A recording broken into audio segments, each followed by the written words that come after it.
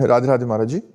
महाराज जी, मेरा प्रश्न है कि योग वशिष्ठ में एक सूत्र का उल्लेख है जो इस प्रकार है, पुरुषार्थ ही परम देव है। महाराज जी, मैं इस सूत्र का भावार्थ समझना चाहती हूँ कि यहाँ पर पुरुषार्थ भागवतिक है या लौकिक? भागवतिक। लौकिक पुरुषार्थ में दम नहीं होती।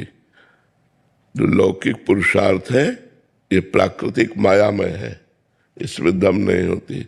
दम होती है आध्यात्मिक पुरुषार्थ में, जैसे भगवान का नाम जप करना, शास्त्रों का स्वाध्याय करना, मंत्रों का अनुष्ठान करना, तीर्थों में जा कर के अनुष्ठान करवाना, व्रत उपवास, ये दिव्य पुरुषार्थ है। इस पुरुषार्थ के द्वारा हम अपने जो पूर्व पाप हैं उनको नष्ट करके सुखी हो सकते हैं। इसलिए पुरुषार्थ की जय।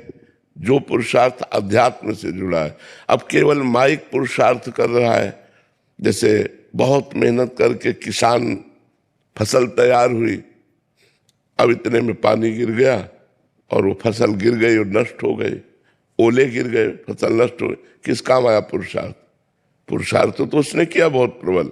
अब बहुत पढ़ाई की, बड़ी डिग्री प्राप्त की, जहाँ नौकरी के लिए जाता है असफलता मिलती है क्योंकि बुरा प्रारब्ध है, तो क्या करेगा पुरुषार्थ?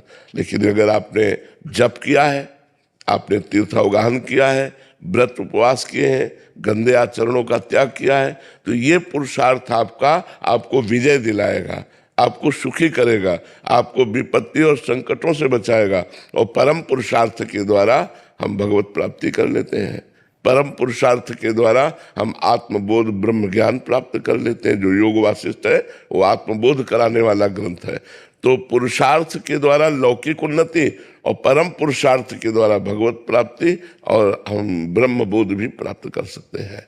ये पुरुषार्थ की बात है।